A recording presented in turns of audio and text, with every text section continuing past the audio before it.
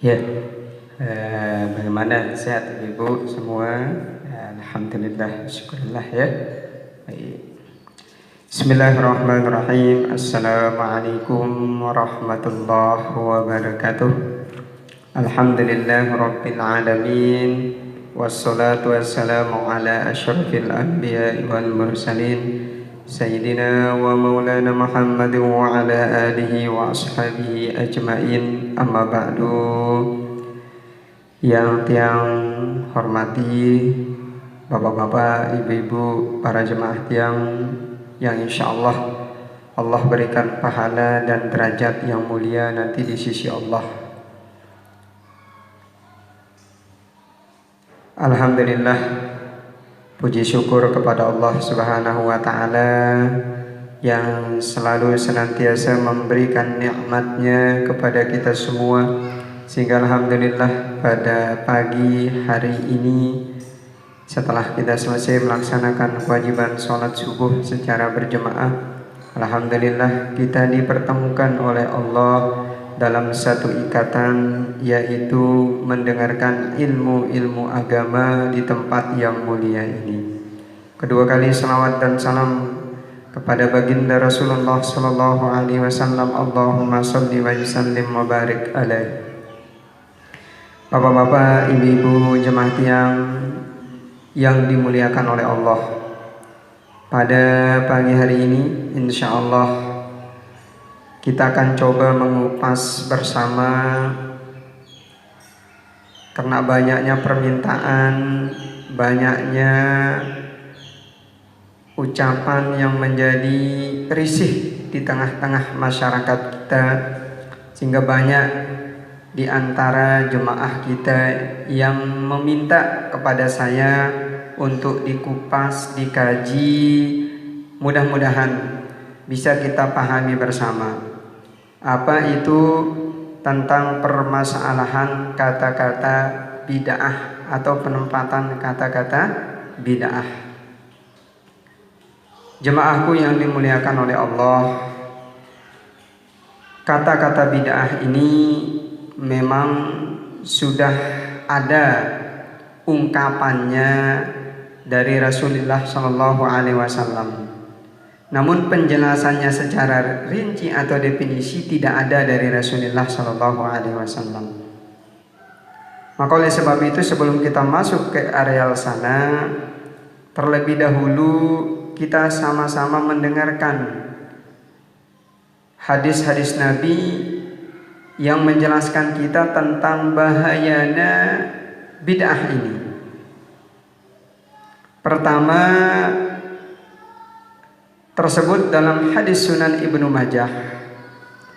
Rasulullah Shallallahu Alaihi Wasallam bersabda, "Allah ayyakbala sahibi bid'ah hatta yada'a bid'atahu." Allah Subhanahu Wa Taala tidak akan menerima ibadahnya ahli bid'ah, hatta sehingga yada'a bid'atahu, dia meninggalkan perbuatan bid'ahnya itu. Hadis ini bisa dilihat, bisa dicek di dalam hadis riwayat Imam Ibnu Majah, dalam Sunan Ibnu Majah ya, juz 1 halaman 25. Artinya apa? Karena ucapan bid'ah, karena amalan bid'ah ini, ibadah kita bisa ditolak oleh Allah Subhanahu wa Ta'ala. Bahkan dalam hadis yang lain, dalam riwayat yang sama, dalam kitab yang sama, dalam hadis yang diriwayatkan oleh Imam Ibnu Majah, beliau bersabda apa? Nabi bersabda, "La yaqbalullah li sahibi bid'ah." Allah tidak menerima amalan ibadah ahli bid'ah. Apa? Sauman, Allah tidak menerima puasa mereka. Wala salatan, dan Allah tidak menerima salatnya ahli bid'ah. Wala hajjan, dan Allah tidak menerima hajinya orang bid'ah.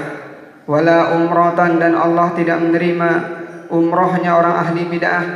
wala jihadan wala adlan. Allah juga tidak menerima jihad dan amalan-amalan baik mereka. Yang paling berbahaya, Nabi melanjutkan dalam hadisnya riwayat Ibnu Majah, yakhrujuna minal Islam, orang yang ahli bidah itu ya keluar dia dari Islam, kama yakhrujus sya'ratu minal ajin, seperti keluarnya sehelai rambut dari tepung. Nauzubillahi min dzalik. Tanpa disadari ya, maka dia keluar dari Islam. Maka pantas ketika dia sembahyang tidak diterima, sholatnya tidak diterima, puasanya tidak diterima, haji umrohnya tidak diterima, amalan-amalan baiknya tidak diterima, karena dia sudah keluar dari Islam. Inilah bahayanya mengerjakan perbuatan bid'ah.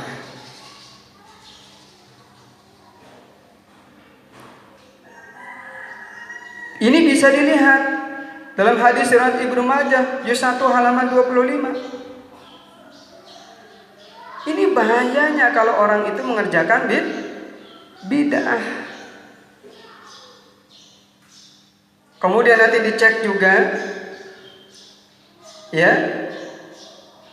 dalam hadis riwayat Aisyah radhiyallahu anha, anna Rasulullah sallallahu alaihi wasallam, dari Aisyah telah diridhoi oleh Allah daripadanya bahwasanya Rasulullah sallallahu alaihi wasallam qala, bersabda, man 'amila amalan laisa alaihi amruna fa huwa raddun, barang siapa yang mengerjakan suatu amalan yang tidak kami perintahkan, maka amalan itu kami tolak. Hadis riwayat Imam Muslim, Syarah Muslim juz 12 halaman 16. Nah, inilah yang menjadi permasalahan. Inilah yang sering diungkapkan untuk mengatakan bahwa ketika perbuatan itu tidak ada, tidak dilakukan Nabi, maka perbuatan itu ditolak.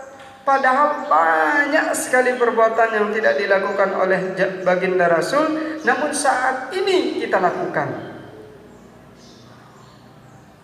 Maka pemahaman tentang suatu hadis ketika kita menyampaikannya kepada publik atau menyampaikannya kepada orang lain, hati-hati. Hati-hati.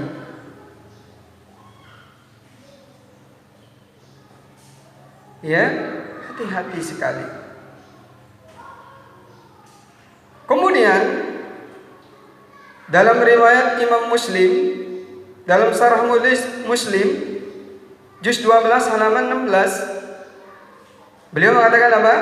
Nabi bersabda, man ahdasa fi amrina hadza ma laisa minhu fa huwa raddun. Barang siapa yang mengada-adakan dalam urusan agama kami sesuatu yang tidak ada dalam agama, maka perbuatan orang itu tertolak. Ini Syarah Muslim juz 12 halaman 12. Bisa dicek hadisnya. Nah, artinya apa? Inilah hadis yang sering dipermasalahkan. Padahal hadis ini tidak bermasalah, tetapi orang yang membacanya yang bermasalah.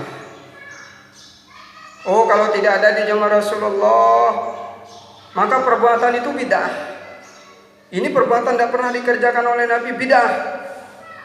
Oh, ini perbuatan ini tidak pernah dikerjakan Nabi, bid'ah. Padahal kita belum paham, belum tahu apa sih arti bid'ah itu sebenarnya. Itu yang paling penting.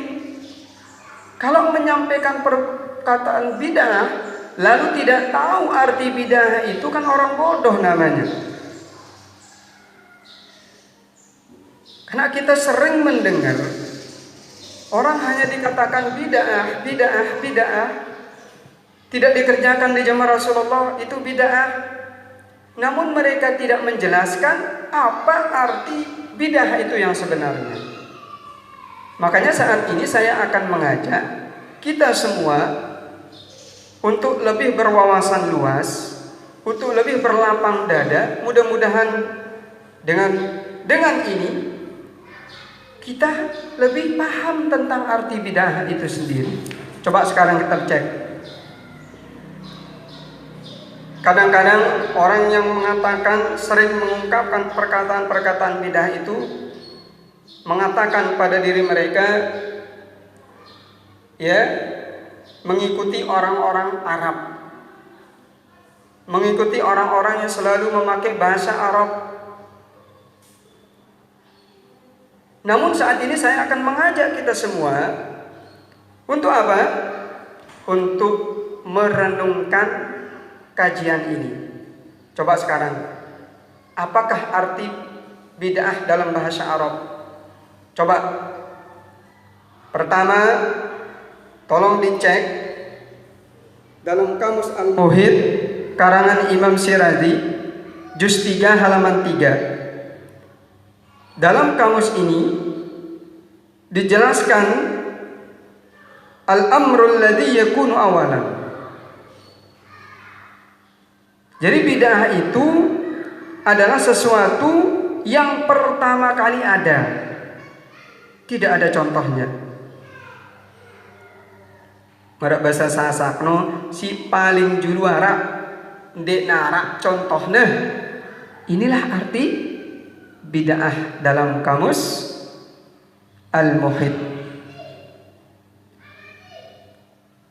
Kemudian yang kedua, tolong dicek lagi dalam kamus Muhtarus Sihah karangan Imam Ar-Razi halaman 378. Di sana dikatakan apa? Ihtara'atu la ala misalin. Bid'ah itu adalah mengadakan sesuatu tanpa contoh. Yang ketiga, dicek lagi dalam kamus Al-Mu'tamad halaman 28. Di sana dikatakan ikhtara'atu wa ansa'ahu la ala misalin. Menciptakan atau mengadakan sesuatu tanpa contoh sebelumnya. Ini arti bid'ah dalam kamus Al-Mu'tamad halaman 28 tempatnya. Tolong monggo dicek. Kemudian yang keempat, dicek lagi dalam kamus Al-Munjid halaman 27. Di sana dikatakan apa? Ma'udisa ala gairi misalin sabik. Yang namanya bid'ah itu adalah menciptakan dan membuat sesuatu tanpa contoh yang terdahulu atau contoh sebelumnya. Artinya apa?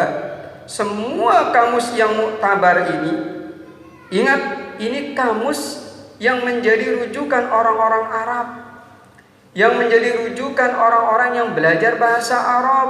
Semuanya kamus ini mengatakan bahwa arti bid'ah itu adalah mengadakan sesuatu yang tanpa contoh.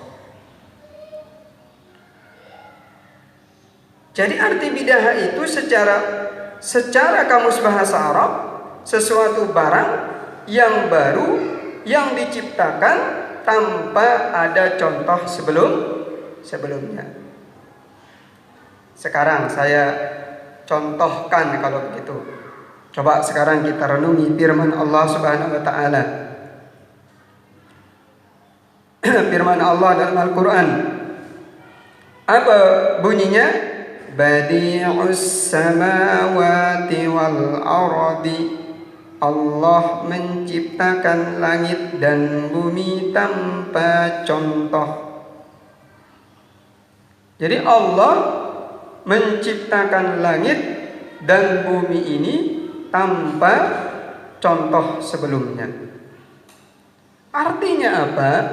Kalau kita merujuk dari kamus bahasa Arab ini, Allah pun bid'ah. Nah sekarang pertanyaannya, orang-orang yang selalu mengatakan bid'ah itu berani tidak membid'ahkan Allah? Berani tidak kita membid'ahkan Allah? Karena Allah itu menciptakan langit dan bumi, tidak ada contohnya. Sekarang pertanyaan, berani tidak kita membid'ahkan Allah? Ayo, siapa yang berani membid'ahkan Allah? Tidak ada kita yang berani membid'ahkan Allah. Maka jangan mudah mengucapkan kata bid'ah. kalau belum paham artinya. Nah, ini menurut bahasa Arab. Ini arti bid'ah dalam bahasa Arab. Sekarang apakah arti bid'ah menurut syarah?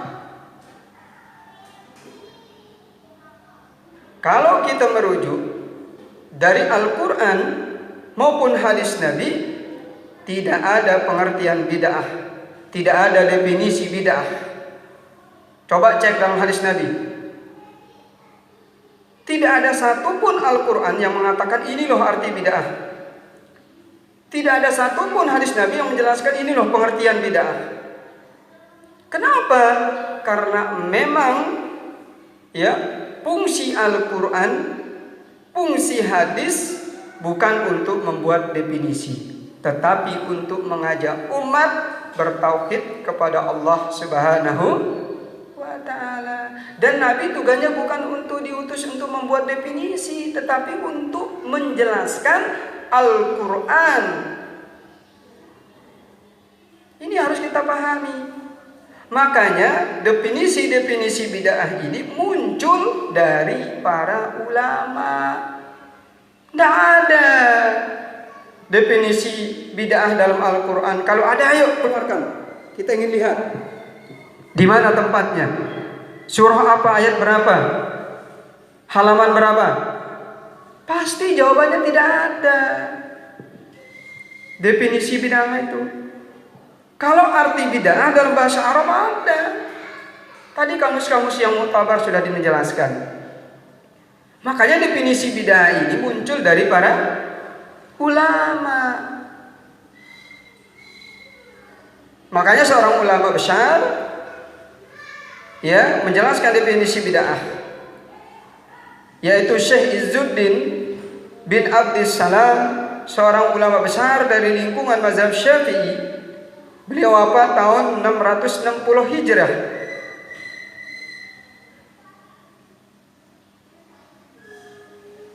Beliau menjelaskan dalam kitabnya Qawaidul Ahkam, al-bid'atu fi'lu ma lam yu'ad fi asyri Rasulillah sallallahu alaihi wasallam. Bid'ah itu adalah, kata Izzuddin bin Abdissalam, bid'ah itu adalah suatu pekerjaan keagamaan yang tidak dikenal pada zaman Nabi sallallahu alaihi wasallam. Ingat, definisi bid'ah menurut Syekh Izzuddin bin Abdissalam adalah fi'lu ma lam yu'ad fi asyri Rasulillah sallallahu alaihi wasallam.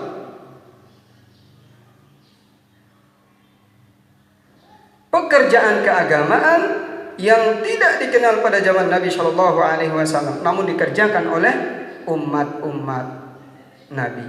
Contoh, pengumpulan ayat-ayat Al-Quran kemudian dibukukan menjadi satu mazhab, itu tidak ada di zaman Nabi.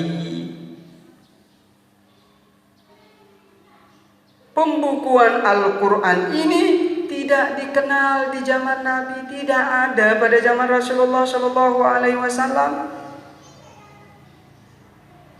Bahkan setelah wafatnya Nabi, kemudian khalifah pertama yaitu Abu Bakar, pada saat itu terjadi peperangan besar umat Islam yang menyebabkan banyaknya orang-orang yang hafiz Al-Quran meninggal dunia. Sehingga pada saat itu datanglah Umar bin Khattab kepada Abu Bakar. Beliau mengusulkan kepada Abu Bakar, ini bisa dicek dalam hadis Imam Bukhari. Ketika Umar begitu berkata kepada Abu Bakar, wahai khalifah Allah, apakah tidak sebaiknya Al-Quran ini kita bukukan dalam bentuk satu muzhab? Kita tulis, kita kumpulkan dan kita buat dalam satu bentuk muzhab. Mendengar jawaban itu, Abu Bakar tidak mau, karena tidak ada perintahnya dari Nabi. Hanya sekian kali Abu Bakar didatangi oleh Umar, maka Allah memberikan hidayah, Allah memberikan petunjuk. Akhirnya Abu Bakar pun menerima apa yang diusulkan oleh Umar bin Khattab. Maka dipanggillah penulis Al-Quran Zaid bin Sabit pada waktu itu. Maka ketika dipanggil Zaid bin Sabit, diperintahkan kepada dia untuk menulis Al-Quran, apa jawabannya? Wahai Khalifah Allah, seandainya engkau menyuruhku untuk memindahkan gunung Uhud, itu lebih aku senangi daripada aku menulis Al-Quran yang tidak pernah dikerjakan oleh baginda Rasul. Ini artinya apa? Bahwa ini tidak dikenal di zaman Nabi, tapi dikerjakan oleh para sahabat demi kemaslahatan umat. Maka antum-antum atau kita semua yang membaca Al-Quran ini adalah bid'ah. Membaca Al-Quran dalam bentuk muzahab saat ini adalah perbuatan bid'ah karena tidak ada di zaman Rasulullah. Makanya jangan sedikit-dikit mengatakan saudaranya bid'ah. Oh, itu tidak dikenal di zaman Rasulullah, dia baca Al-Quran kok pakai mushaf, padahal mushaf itu tidak ada di zaman Rasulullah. Kan heran, aneh bin ajaib. Mana lagi? Contoh yang lain, pembukuan hadis. Coba Anda lihat sejarahnya. Pembukuan hadis ini sebenarnya di mana sih? Pembukuan hadis ini, jemaat yang dimuliakan Allah, pembukuan hadis ini tidak dilakukan di zaman Rasulullah. Bahkan setelah wafatnya Rasulullah, pembukuan Al-Quran juga tidak dilakukan di zaman Khalifah Rasyidin. Baik Abu Bakar, Umar, Utsman, Ali dan sahabat-sahabat yang lain tidak ada yang membukukan Al-Quran. Kenapa? Karena memang tidak ada perintah. Bahkan di zaman Rasulullah, jangan tulis Al-Quran, jangan tulis hadis ucapanku selain Al-Quran, kata baginda Rasul. Sehingga pada saat itu tidak ada sahabat yang berani. Tapi baru pada masa pemerintahan Umar bin Abdul Aziz, Al-Quran hadis itu dikumpulkan. Kenapa dikumpulkan? Karena banyaknya hadis-hadis Israiliyat, banyaknya hadis-hadis Nabi yang dipalsukan, sehingga membuat Umar bin Abdul Aziz khawatir kalau tidak segera dikumpulkan dari orang yang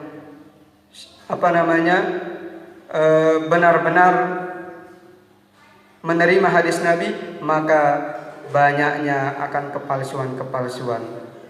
Akhirnya dikumpulkan ulama-ulama, diperintahkan gubernur-gubernur untuk mengumpulkan hadis Nabi yang tercecer di sekian sahabat, yang begitu ratusan ribu banyaknya sahabat Nabi yang terpencar ke setiap pelosok. Hanya terkumpullah hadis. Ini loh sejarahnya. Makanya kalau bid'ah jangan mengatakan temannya bid'ah. Ini namanya jeruk makan jeruk. Orang bid'ah kok mengatakan temannya bid'ah? Ini kan aneh. Mana juga termasuk bid'ah membukukan ilmu usuluddin, membukukan ilmu tasyawuf, membukukan ilmu tafsir, membukukan ilmu-ilmu fikih. Itu juga bid'ah karena tidak dikenal di zaman Rasulullah SAW. Sekarang pertanyaan saya, bapak-bapak yang hadirin ada enggak bapak-bapak yang enggak bid'ah? Enggak ada, semua kita bid'ah. Kenapa? Karena melakukan sesuatu yang tidak dilakukan Nabi. Mana? Membaca Al-Quran dengan satu muzhab, membaca hadis dalam bentuk sudah dibukukan, membaca tafsir Al-Quran. Ini kan semuanya bid'ah, tidak dikenal di zaman Rasulullah SAW.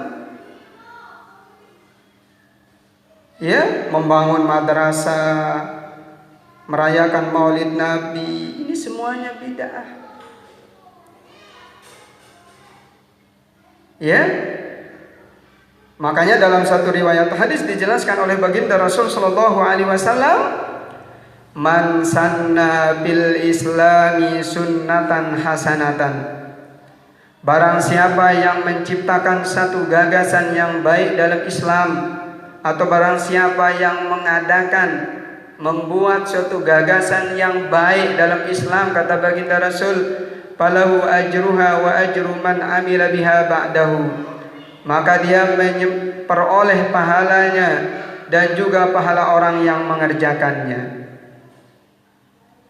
Min ghairi ayyan kusu min ujurihim syai'un, tanpa dikurangi sedikit pun dari pahala mereka.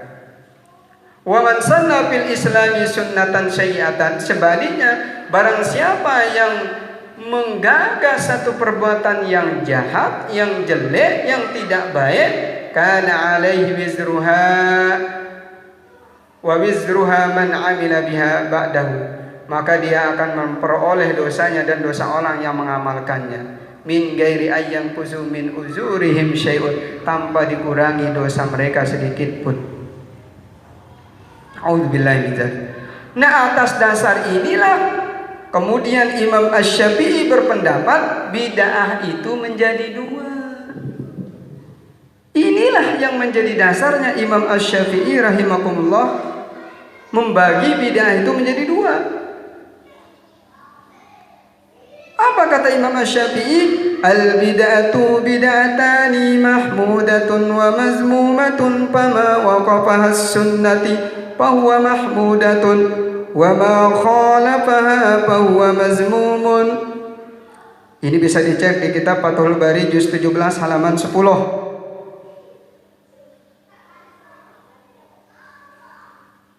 Ini yang menjadi dasarnya Imam Asy-Syafi'i hadis Nabi, sehingga muncullah pendapat membagi bid'ah menjadi dua, yaitu bid'ah hasanah dan bid'ah mazmumah. Bid'ah hasanah itu adalah bid'ah yang sesuai dengan sunnah Nabi, sedangkan bid'ah mazmumah itu adalah bid'ah yang tidak sesuai atau menyalahi sunnah Nabi. Sekarang pertanyaannya, mengumpulkan ayat-ayat Al-Quran itu bid'ah enggak? Bid'ah, karena tidak dikenal di zaman Rasulullah. Tapi menyalahi Al-Quran, menyalahi Al-Quran enggak? Tidak. Karena justru kalau tidak dibukukan, Al-Quran tidak dijumpai oleh umat di belakang. Membukukan hadis itu bid'ah. Kenapa? Tidak dikenal di zaman Rasulullah. Tetapi bid'ahnya bid'ah hasanah, karena akan kemaslahatan umat. Bid'ahnya bid'ah baik, karena tidak menyalahi. Salah enggak orang membukukan hadis dalam bentuk satu kitab? Salah enggak? Salah. Walaupun tidak diperintah Nabi, tapi tidak salah. Inilah yang dinamakan dengan bid'ah hasan.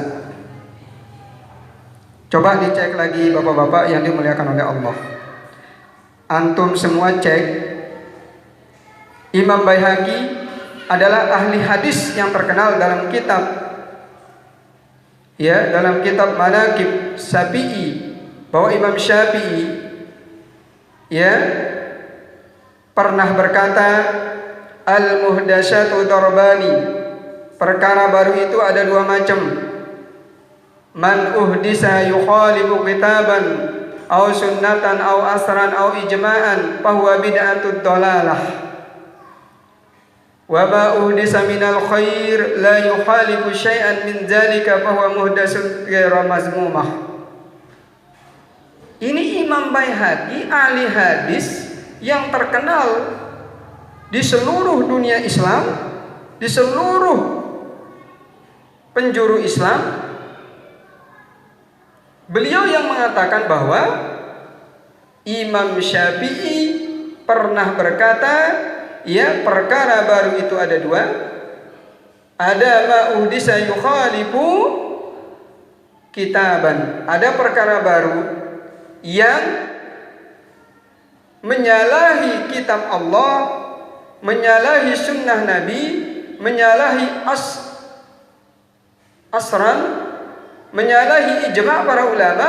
Nah, inilah yang dinamakan dengan bid'ah dhalalah. Inilah perkara baru yang menyalahi. Kalau tidak sesuai dengan kitab Allah, menyalahi sunnah Nabi, menyalahi asran para sahabat, menyalahi ijma' para ulama, inilah yang dinamakan bid'ah dhalalah dalam pendapat mazhab Syafi'i, dalam kitab Manaqib Syafi'i yang dikarang oleh Imam Baihaqi, ahli hadis yang terkenal.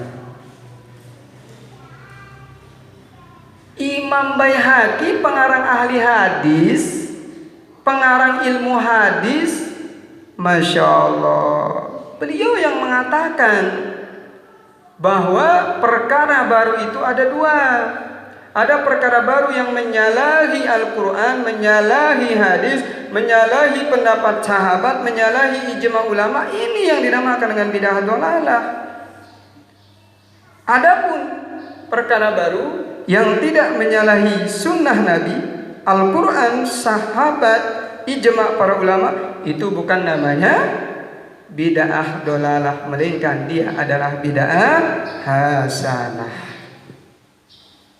Ada enggak yang lebih hebat keilmuannya dari Imam Baihaqi? Saya tanya sekarang ini, di zaman kita ini ada enggak yang lebih hebat keilmuannya dari Imam Baihaqi? Kalau ada, berapa hadis yang dihafal? Imam Baihaqi punya kitab hadis, dia mengarang kitab hadis, dia mengarang buku hadis. Beliau yang menjelaskan bahwa perkara baru itu dua. Kok sekarang kita yang tidak ada ilmunya mau berketenteng-tenteng mengatakan bid'ah itu tidak ada, perkara baru itu tidak ada, bid'ah itu hanya satu. Ini loh ulama hadis, ini loh mujtahid fatwa. Imam Syafi'i saja membagi bid'ah itu menjadi dua. Imam Baihaqi saja menjelaskan bid'ah itu menjadi dua. Kok kita yang tidak punya karangan kitab, tidak punya keahlian dalam ilmu hadis, tidak punya keilmuan dalam hal itu, kok berani menentang beliau-beliau ini? Maka mudah-mudahan teman-temanku yang dirahmati Allah Subhanahu wa taala, kita diberikan kesempatan untuk bisa menjadi orang yang lebih baik. Teman-temanku yang berbahagia yang dimuliakan oleh Allah, ya, pendapat senada juga disampaikan oleh ulama ahli seperti Ali Al-Qari dalam Syahrul Miqat, Ibnu Muluk dalam Mabaqiul Azrar Syarah Masyariqul Anwar. Ini beliau-beliau termasuk ini ulama-ulama besar. Kemudian Jalaluddin Asy-Syuyuti dalam risalahnya Husnul Maqasid fi Amali Maulid. Kemudian Al-Qastalailani dalam kitab beliau yang berjudul Irsalus Sari Syarah Sahih Bukhari. Kemudian ulama yang lain seperti Az-Zarqani dalam kitabnya Syarah Al-Muwatta dan lain-lainnya. Ini beliau-beliau ini adalah ulama-ulama yang terakui keilmuannya di dunia. Beliau yang membagi bid'ah itu menjadi dua.